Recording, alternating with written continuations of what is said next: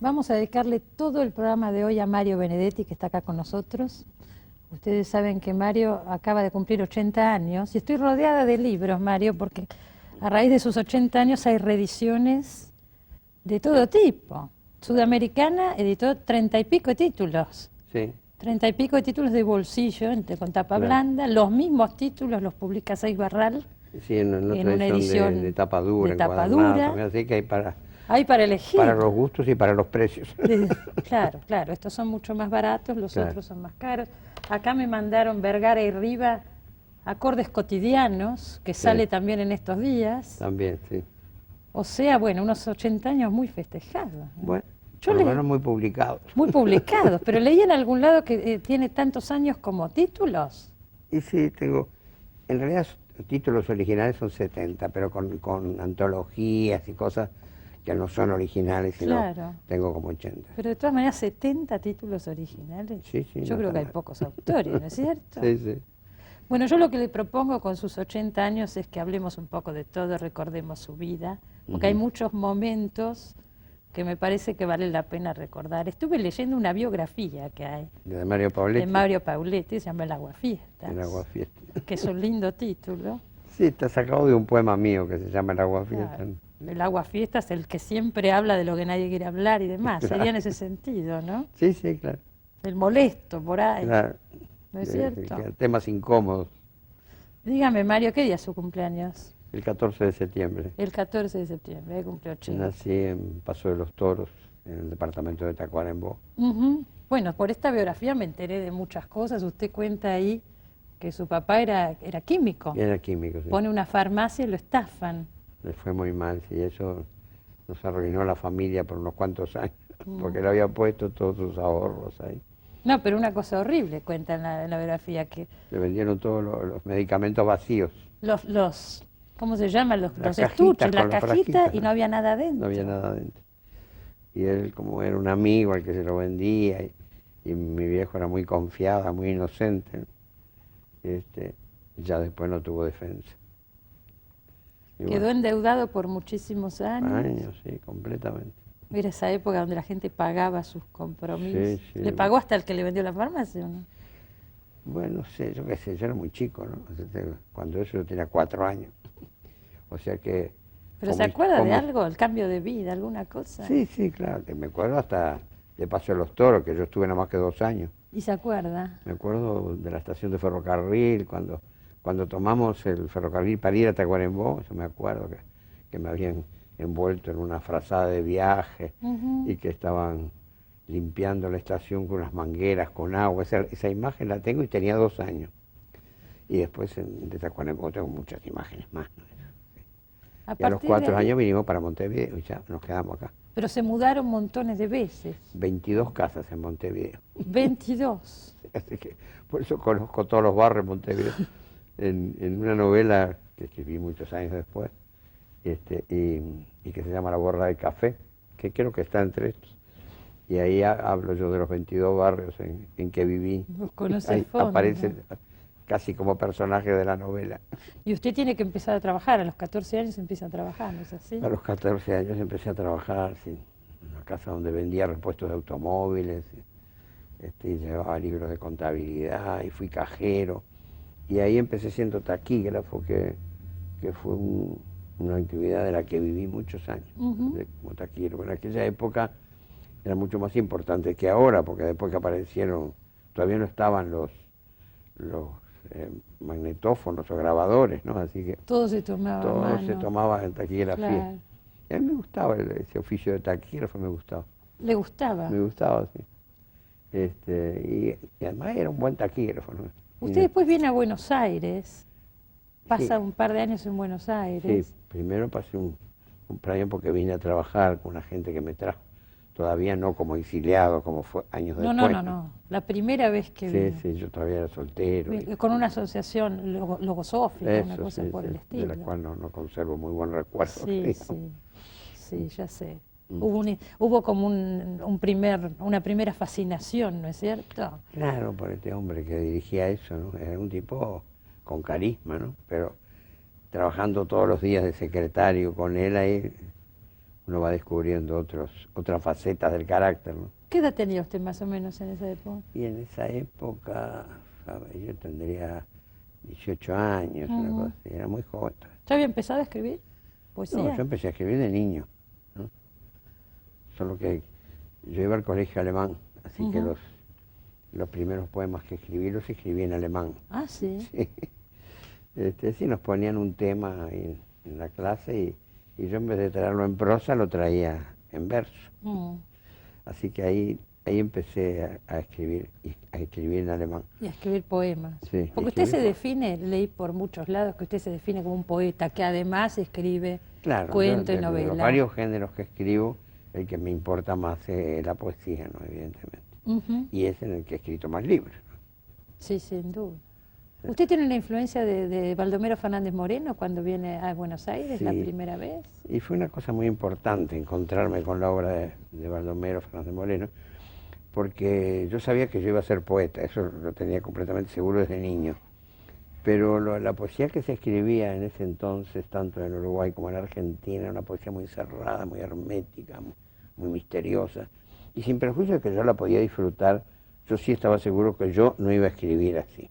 Yo pensaba, si existe poetas que escriban claro y sencillo, yo voy a ser de esos. No se lo propuso. No de estos tan difíciles. Pero resulta que todos escribían difícil. Hasta que un día en una mesa de liquidación, ¿vale?, entre varios libros de la colección austral de Espasa-Calpe, me encontré con una antología poética de Baldomero Fernández Moreno. Y bueno, y la compré, me acuerdo que me la llevé a la Plaza de San Martín y me la leí de un tirón toda, porque por primera vez encontraba un poeta que me parecía un buen poeta, que escribía claro y sencillo, ¿no? Entonces, para mí fue muy importante ese encuentro. Después, yo no lo conocía a Baldomero. Después sí me hice muy amigo de César, su hijo, y también conocí a su hija y a su otro hijo. Y un poco, tal vez como para pagar esa influencia que fue tan beneficiosa, después, con los años, yo publiqué una antología de él, y además César, que también murió años después, antes de morir me dejó 2 libros inéditos del padre, 2 libros dedicados a 2 mujeres, que no eran su esposa, a la cual le había dedicado también muchos libros. Y él se los dejó con la recomendación que no los publicara mientras vivía él y vivía su esposa. Mujer, claro. Y bueno, y César los guardó, y entonces al final me los dejó a mí, para que cuando yo pudiera los publicar. Y yo hice una antología de eso y lo publiqué, ¿no? Y que eran muy buenos poemas de amor. Y además, aunque él ya era bastante mayor cuando los escribió, un poema de un amor muy juvenil, muy vital, muy lindos poemas. Qué interesante, qué buena historia. Usted, sus primeros libros fueron de poemas, por supuesto. El primer libro, el primero que se publicó, digo. El primer libro que se publicó era de poemas, malísimo, ¿no? Nunca lo quiere incluí que se en el inventario, ¿no? Nunca lo incluí. Claro. Y después sí publiqué, el segundo libro que publiqué fue también de poemas, pero ya mejorcito. Y después escribí cuentos, novelas. ¿A todo eso usted seguía trabajando en sus oficios habituales? ¿Y se pagaba las ediciones o no? Yo me pagué mis primeras 7 ediciones. 7. Recién en el 8º libro conseguí un editor, que fue Montevideanos, ¿no? Con Montevideanos. Que fue un libro que tuvo mucho éxito. Ese fue mi primer éxito. El primer libro que tuvo lectores, verdaderamente.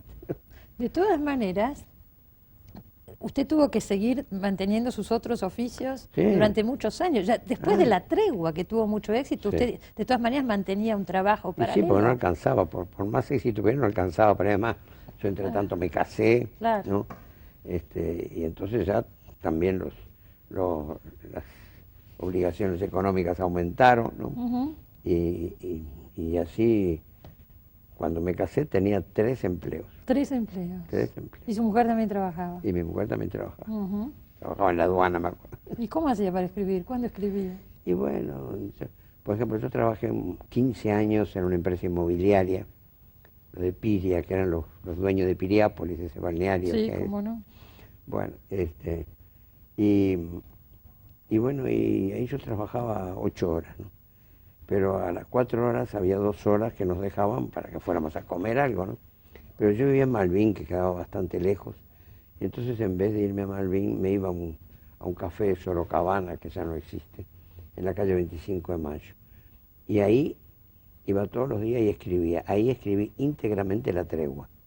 En el café al mediodía. Al mediodía, ¿no? Yo, si no me equivoco, Montevideanos, ahí está Los Pocillos, que se filmó. Yo vi la película, Sí, que la hizo no. Alberto Fischerman. Creo que hubo más de una versión. Yo vi la de Fischerman. Eran 3 cuentos. Sí. Fischerman filmó Los Pocillos, Sí. que murió Fischerman también. Sí, murió Fischerman hace un par de años, ¿cómo no? Y había otro, eran 3 cuentos. Ujú. Los Pocillos, Corazonada, y el otro era Usted sabe que 5 años de vida. Yo el que recuerdo nítidamente, porque lo vi hace muchos años, fue Los Pocillos, que Claro. trabajaba Norma Leandro, Lautaro Murúa. Lautaro Murúa, sí. Sí. Y Es Emilio que Alfaro. ¿eh? Y Emilio Alfaro. Y Emilio Alfaro, era un cuento que le quedó a la gente, ¿no? Sí. Porque tiene un final así. Sí, claro. Este, ¿Pero se filmó después de La Tregua o antes de La Tregua? no se filmó ¿No se acuerda? después de la tregua. Después de La Tregua. Después de la tregua, sí. Claro. Mario, usted escribe La Tregua. ¿Cuándo usted pasa a ser en Montevideo, en Uruguay, un personaje que puede decir conocido y reconocido como escritor? Y bueno, ¿A partir de qué momento? Yo, digamos, con montevideanos un poco, ¿no? Y después con La Tregua, claro. Claro. La Tregua no solo en Uruguay, sino en otros países. Lo que tenía de bueno la Tregua era la actuación del elenco, ¿no? Sí. Era muy buena, estaba... Alterio, Ana María Picchio. Alterio, Ana María Pico, también Lautaro Murúa, Sí. ¿no? Cipelinkoski. Norma Leandro también estuvo en La Tregua, ¿no? Norma Leandro Sí. también, sí. Era un elenco estupendo, ¿no? Lo que no me gustó fueron las modificaciones del guión, pero yo qué sé, después incluso anduvimos distanciados Con Sergio Renán. con Sergio Renán, pero después nos arreglamos. Y después filmaron Gracias por el Fuego. Sí, cómo no. También me acuerdo haberla visto también con como Sergio Murúa. Renán. Y tampoco me gustó, sobre todo al final me pareció horrible. Pero ahí no tuvo la culpa Renán, sino que los productores le cambiaron el final para hacerlo así, que tuviera más taquilla, ¿no? Sí. Lo que más me gustó de lo que se filmó en cine fueron los 3 cuentos. Los de Eso, donde están Fischerman. Los Pocillos. ¿Los 3 los hizo Fischerman? No. Fischerman hizo Los Pocillos. Sí. Luis Puenzo Ajá. hizo 5 años de vida. Y no me acuerdo cómo se llamaba el que hizo Corazonada. Yo le digo la verdad que la vi hace tantos años que no me acuerdo. Sí. Me acuerdo bien de Los Pocillos, Sí. solamente. No, Los Pocillos estaba ahí, y la hicieron muy bien, estaba muy bien filmada, funcionó muy bien como película, ¿no? Claro, más que las otras. Yo siempre me acuerdo que cuando se estaba filmando, y yo todavía podía quedarme aquí, que me tuve que ir rajando después, Sí. y de repente Lautaro pidió que dejaran de ese momento, que quería hablar conmigo. Y salíamos a caminar en unos jardines que había en la casa donde estaba filmando. Me dice, decime un poco, dice, yo en ese final, ¿yo veo o no veo? Me dijo Lautaro. Digo, mira, yo no sé. Wow. Ese es el misterio del Ese es cuento. el misterio del cuento. El cuento, ¿no? Así. ¿Y cómo no se pasa a saber vos que sos el autor, no? Ese es el misterio que el autor deja allí. Claro. Digo, ¿sabes una cosa? Hacé lo que vos quieras. Y entonces, filmó todo eso pensando que era ciego. Porque es un ciego que de pronto dice, no, dame la taza, no la verde, sino la La colorada. otra, claro. Pero ¿no? se juega un tute el tipo, Claro, ¿no? claro. De todos modos les puso una inquietud. Claro. Usted me dice que La Tregua no... ¿Cuál es la novela suya que más le gusta? A mí la que más Pues me La gusta Tregua. es La Borra del Café. La Borra del Café. Sí, que es más reciente. Sí, ¿no? estuvo acá en el programa, no sé si se acuerda cuando publicó La Borra del Café. Ah, sí, que creo vino a sí. Buenos Aires. Sí, sí. Esa es la que usted más se siente a Esa es la que me gusta más. Sin perjuicio que, bueno, estoy conforme con las otras también, ¿no? Pero esa es la que me parece que me quedó más redondita. En Gracias por el Fuego, yo leía en la biografía de Pauletti y me llamó la atención esto. Dice Pauletti que es donde usted introduce más conscientemente elementos, digamos, de una literatura, entre comillas, comprometida, más elementos de teorización o de intención de un cambio social a través de la literatura. ¿Es así? Sí, creo que sí. Sí, Ujú. Sí, hay toda esa relación entre el hijo y el padre, Sí. entre los Budiño. Hay un ingrediente político, evidentemente, ahí, ¿no? Ujú. Que claro, no está bien resuelto desde el punto de vista de los personajes, a propósito está puesto. Claro. Por eso el hijo que aparentemente le iba a matar al padre termina suicidándose, ¿no? Sí, sí. ¿Cuál sería el punto para usted en que una literatura debe ser comprometida y cuál es el punto? Pues se ha discutido tanto, ya se habla menos de esto, pero se ha hablado tanto. Yo qué sé, a mí no me parece que es un punto esencial, comprometida o no, lo esencial es que sea buena literatura, ¿no? Que esté bien hecha, ya sea una novela, un cuento, un poema, eso es lo esencial. Y el compromiso, digamos,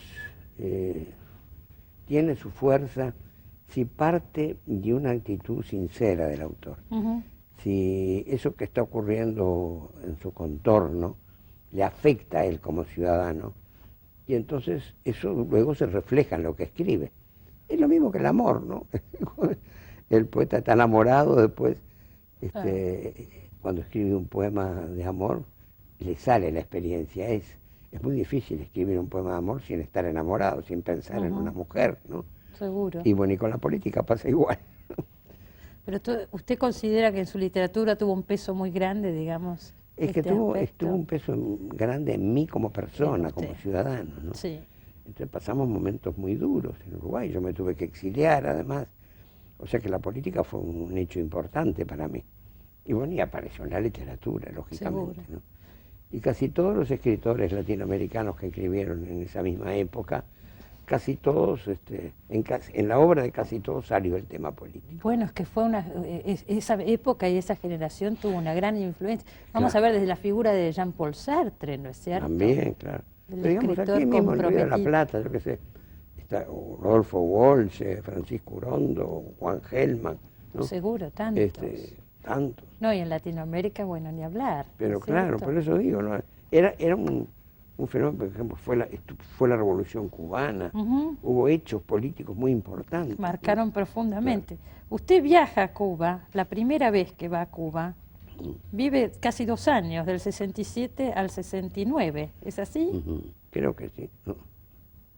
Que lo modifican profundamente. Además hace trabajo en la agrícola, tierra, agrícola, que nunca había hecho. Claro, no, era la cosa militante, ¿no es cierto? No, lo que pasa es que había lo que se llama el trabajo voluntario, ¿no? Entonces yo trabajaba en la Casa de las Américas y bueno, y cada tanto había los que querían ir, iban al trabajo en el campo. Y bueno, yo me anoté varias veces y trabajé en el campo, fue toda una novedad para mí, ¿no? Y que me enseñó mucho, ¿no? Me enseñó muchas cosas. Después, cuando en el mediodía venía una ensalada de tomate, lechuga, que le daba otro valor, ¿no? Sabía lo que costaba. Hay un poema, El Surco, ¿no es cierto? El Surco. El Surco. Sí, Mario, si usted lo mira desde la perspectiva de hoy, toda esa etapa de la Revolución Cubana, que después muchos escritores fueron críticos, a partir del caso Padilla, claro. Usted no es crítico, en ese momento no fue crítico de la Revolución. No, no fui crítico, en ese momento no, sin perjuicio de que yo soy crítico de algunas cosas de la Revolución Cubana, no digo amén a todo lo que hacen en Cuba. En primer término, yo estoy contra la pena de muerte, ¿no? que se mantiene todavía en Cuba, y yo estoy contra la pena de muerte con cualquier ideología que haya detrás, con cualquier país. Seguro. Pero a pesar de los defectos que yo los reconozco, y los he señalado muchas veces, de que adolece la Revolución Cubana, yo creo que fue un hecho muy importante para toda América Latina, y especialmente para mí, ¿no? Me vinculó con otra realidad, con otras posibilidades de cambio, ¿no? Y con dirigentes que por primera vez yo me daba cuenta de que querían el bien de su pueblo, aunque se equivocaran muchas veces, ¿no? Pero en principio querían el bien de su pueblo. A veces lo consiguieron, a veces no, pero bueno, la cosa está que aún Estados Unidos, con todo su poder militar y cultural y social y económico, no ha podido con la Revolución Cubana.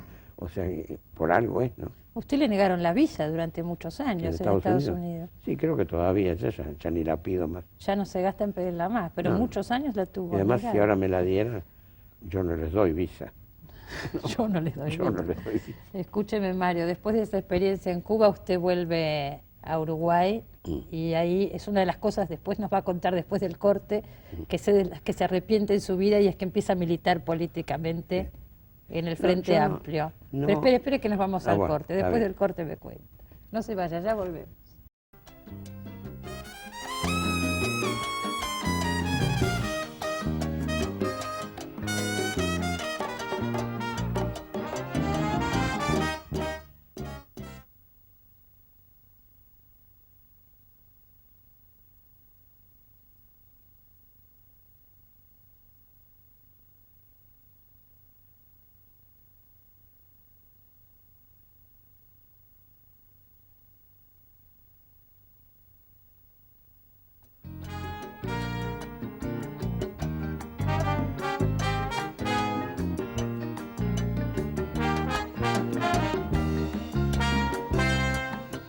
Seguimos con Mario Benedetti, que nos estaba contando antes del corte, cuando vuelve de Cuba al Uruguay, y por primera y única vez en su vida empieza a trabajar en política activa, en política partidaria, en el Frente Amplio. Yo pensé que después me arrepiento, pero no me arrepiento de haber militado, de ser un militante, eso no.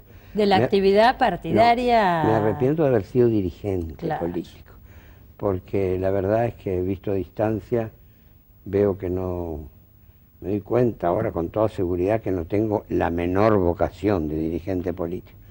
Además, para un intelectual tiene otro inconveniente, ¿no? Si uno es dirigente de un movimiento, de un partido, y el partido o el movimiento resuelve tener una actitud ante un determinado hecho, y uno es el que como dirigente tiene que subirse a una tribuna y presentarla, yo lo hacía, pero muchas veces en contra de mis propias convicciones. Claro. Entonces para un intelectual es muy duro eso, ¿no? Seguro. Mandarse todo un discurso en el que no cree. No, claro. Eso es muy duro. Claro. Y entonces después, bueno, claro que no. Podía haber renunciado, pero renunciar en aquel momento parecía un acto de cobardía, ¿no? Porque el asunto estaba tan duro, ¿no? Sí, sí. Después cuando todo terminó y otra vez me quisieron tentar con que fuera dirigente político de nuevo, yo no quise, ¿no? No. Además yo pienso que yo políticamente puedo hacer más en lo literario o a través de lo literario que en un discurso político, me parece. No, y además fundamentalmente mantiene el sentido crítico, que me parece fundamental. Claro, sí. Me parece que es fundamental. En esa época ya estaban actuando los Tupamaros. Sí, cómo no. ¿No es cierto? Sí. En Uruguay. Yo lo conocí a Raúl Sendic, que me pareció un tipo estupendo, ¿no? Un tipo muy sacrificado. Que lo matan después, ¿no? No, lo hirieron muy grave. Lo hirieron grave. No, él murió en París después, pero a consecuencia de las heridas de cuando lo agarraron, ¿no? ¿Cuál era la visión suya de Tupamaros en ese momento? Bueno, yo nunca fui Tupamaro, pero respetaba que gente joven, así muy sacrificadamente, se jugara la vida por un ideal político, ¿no? Y verdaderamente había unas cuantas cosas contra las que luchar, ¿no? Y además los Tupamaros eran, digamos, bastante humanos en sus acciones. Eso ahora, por ejemplo, cuando uno ve las cosas que hace ETA en España, los Tupamaros jamás hicieron cosas de ese tipo, ¿no? Así, de esa crueldad y de repente... Que muriera gente civil. Que muriera gente que no tenía nada que ver con el problema. Pero de todas maneras, ¿no hubo algunas acciones de Tupamaro que lo separaron absolutamente de la gente dejó de apoyarlos?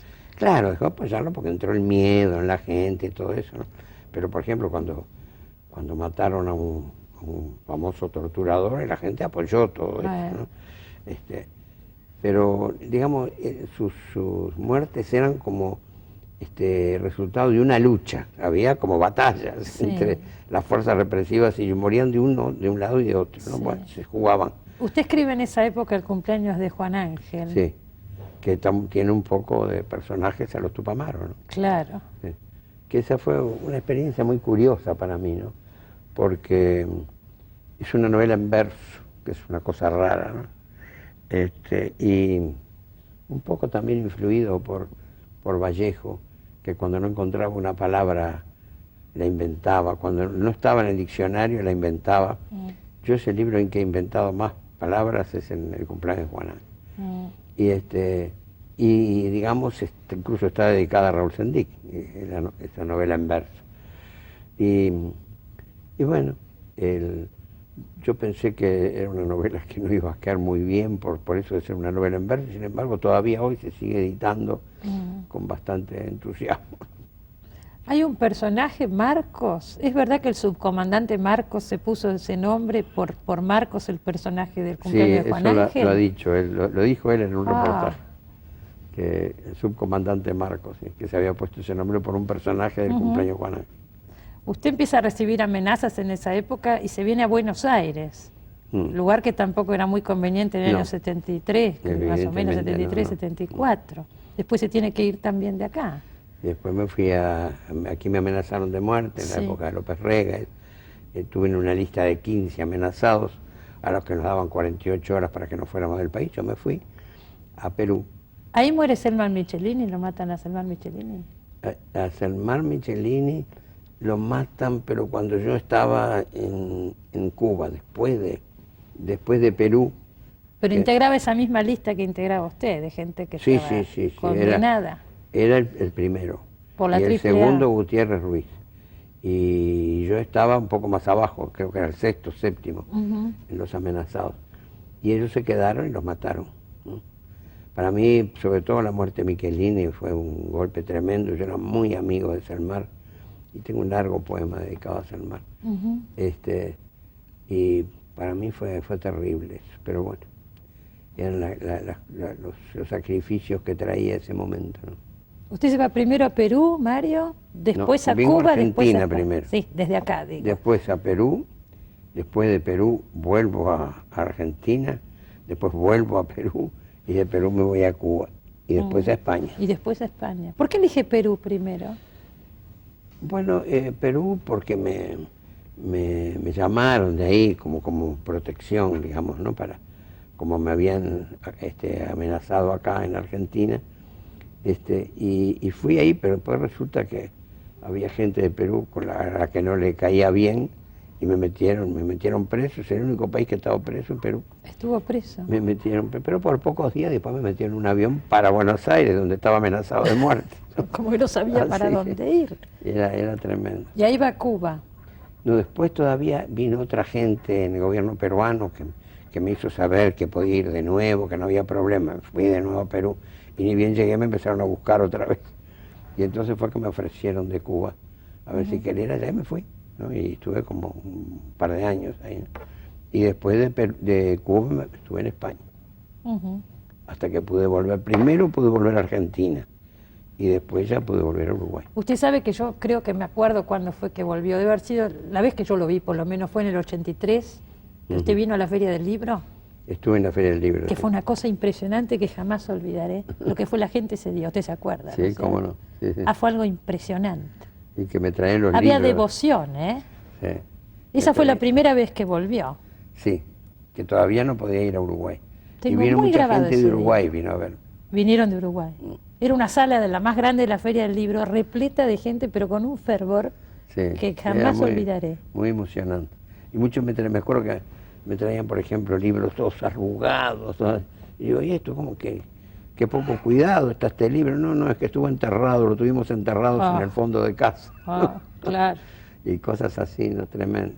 Qué impresionante. Y cuando vuelve a Uruguay, eso no lo vi yo, lo leí en algún lado, da un recital con Daniel Biglietti en la avenida 18 de Julio. Sí. Ahí es como que vuelve ahí volvíamos a ver. los dos, ¿no? Claro. Porque Daniel estuvo exiliado también. Claro. Y no, fue tremendo también. Era un teatro que quedaba frente al diario El Día, que era un diario reaccionario, terrible, que incluso nunca publicaba nada nuestro, nos tenía. Y fue tan grande la cantidad de público que invadió la avenida, que llegaba hasta el diario El Día. Y no podían pasar ómnibus ni autos, ¿no? Porque estaba repleto el teatro. Qué impresionante, ¿no? Sí. Qué impresionante. ¿En qué época empieza usted a componer letras, a escribir letras para canciones? Empieza con Favero y con Nacha Guevara. Nacha Guevara, sí. ¿Y en qué época fue eso? Ay, cuando me preguntan la fecha... Bueno, más o menos, en el exilio, ¿cuándo fue? No, yo estaba en Montevideo. Estaba en Montevideo. Yo estaba en Montevideo todavía. Y yo había escrito los poemas de la oficina, ¿no? Pero que no son letras de canciones. No, pero claro. Favero las adapta. Le encontró la vuelta y les puso música y quedaron muy bien. Y a partir de ese momento yo empecé a trabajar para ellos, pero ya haciendo concretamente letras de canciones. Claro, porque usted me contó una vez que vino acá, me explicó que el verso libre que usted normalmente escribe No en se verso puede libre cantar. es imposible. No, claro. No, eso casi todos los cantantes que han cantado cosas mías. Yo tengo un librito que se llama Canciones del Más Acá, en donde hay 60 textos míos que están incorporados al repertorio de 40 cantantes. Y bueno, y todos dicen, no, nosotros no podemos cantar verso libre. Claro. Y entonces, por ejemplo, el mismo Serrat, por ejemplo, que ahora anda por acá, y Serrat me decía, mira, yo quisiera cantar estos, pero los tenés que convertir en letras de canciones.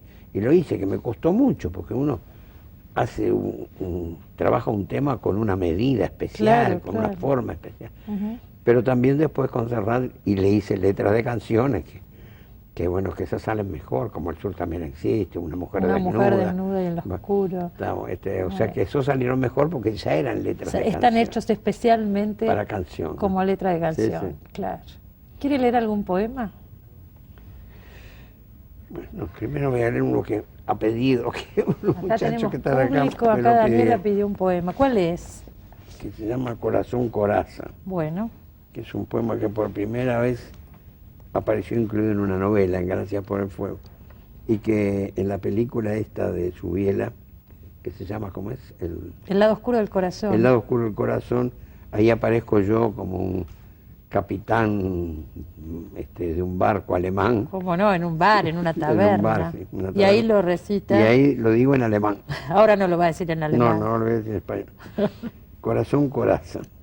Porque te tengo y no porque te pienso, porque la noche está de ojos abiertos, porque la noche pasa y digo amor, porque has venido a recoger tu imagen y eres mejor que todas tus imágenes, porque eres linda desde el pie hasta el alma, porque eres buena desde el alma a mí, porque te escondes dulce en el orgullo, pequeña y dulce, corazón, coraza, porque eres mía, porque no eres mía, porque te miro y muero y peor que muero si no te miro, amor, si no te miro, porque tú siempre existes donde quiera, pero existes mejor donde te quiero, porque tu boca es sangre y tienes frío.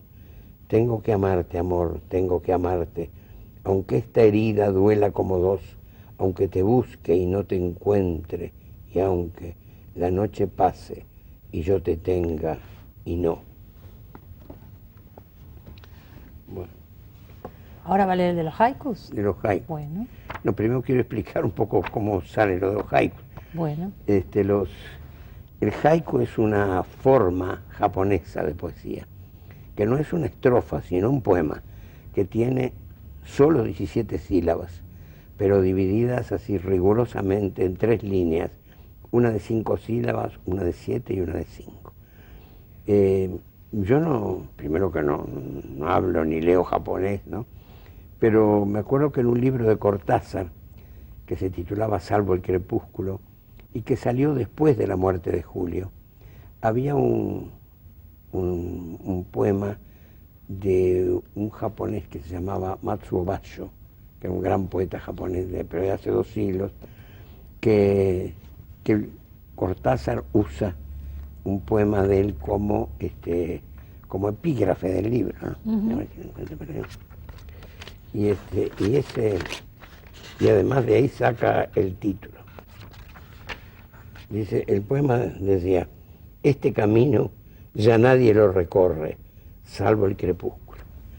Entonces Julio le puso eso, salvo el crepúsculo, sí, al título. A mí me pareció una cosa tan hermosa, en tan poquitas sílabas, que me sedujo la forma esa del haiku. Y me puse como loco ahí a estudiar haiku y a leer haikus.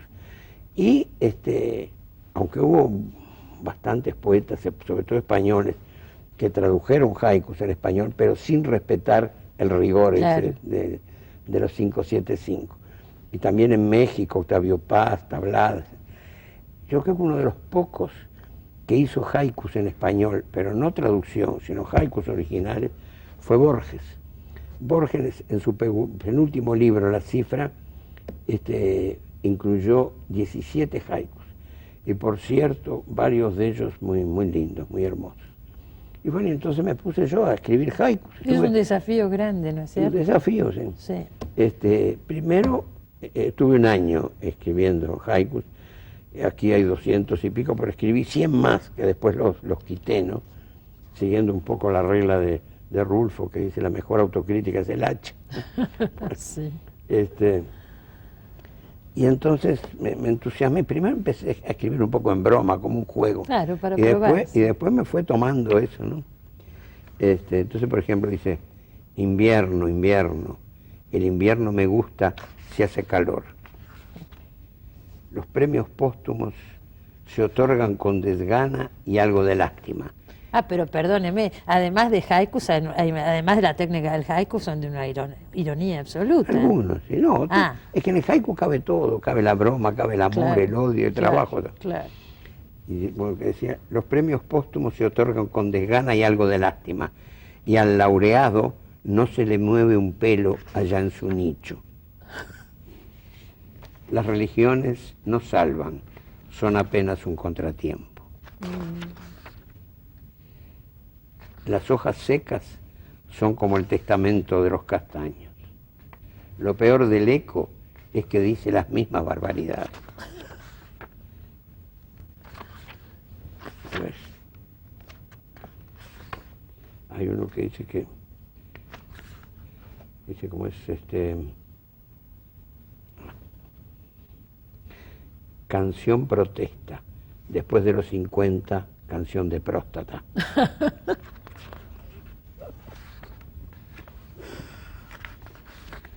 Bueno, no hay alegría más alegre que el prólogo de la alegría. Si no se esfuman, hay que tener cuidado con los fantasmas. Después de todo, la maniquí no sabe que es libertina. Bueno, a ver, por acá, alguno más. Estos no salieron ahora en las reediciones, ¿o sí? ¿Están también? Sí, están. Lo que se aprende en la cama de dos no tiene precio. Qué astuto el mar. Si antes hubo sirenas, quedan las colas.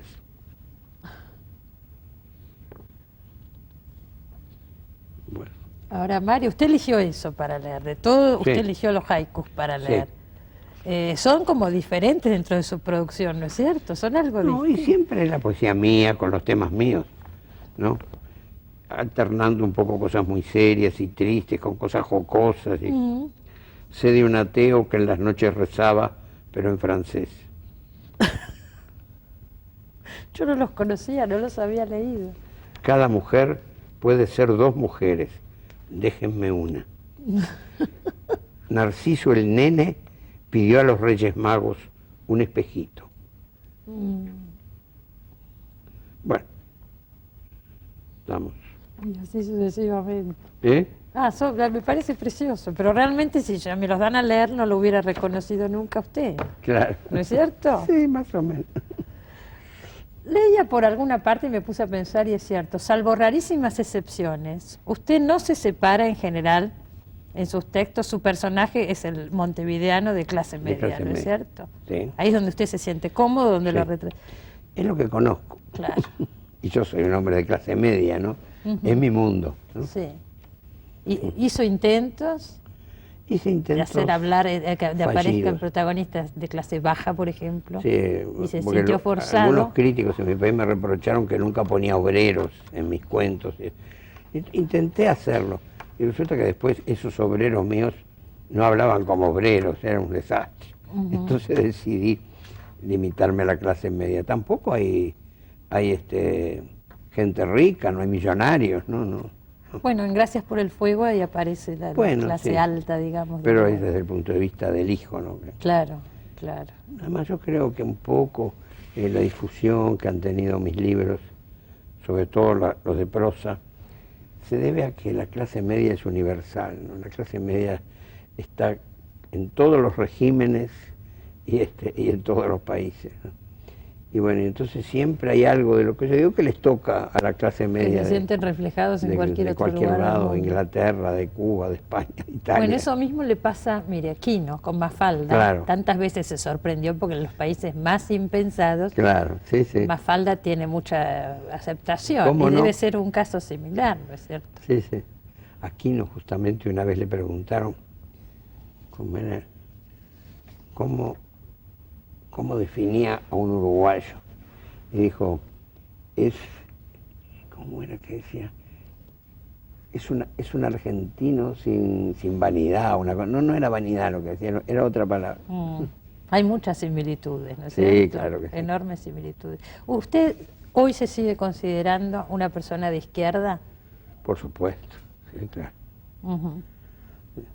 A veces desilusionado por algunas izquierdas, pero yo soy de izquierda. Porque tanto decimos ahora, bueno, ya se acabó la izquierda, la derecha. No. No, que no se acabó la izquierda además. Y yo sigo siendo de izquierda, claro. Ujú. Lo que pasa es que los que dicen eso es que les gustaría que se acabara la izquierda, ¿no? Pero no, desgraciadamente. ¿Cómo definiría hoy a la izquierda? ¿Qué significa hoy ser de izquierda? Y bueno, me parece que es tener como punto de mira, como preocupación,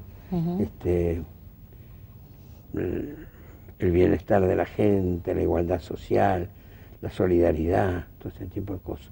Por eso a mí me preocupa mucho este momento, digamos, de la humanidad, ¿no? Porque yo la veo muy indefensa la humanidad en este momento. El hecho de que sea una sola gran nación la que domine, que ya no tenga rivales, es muy preocupante.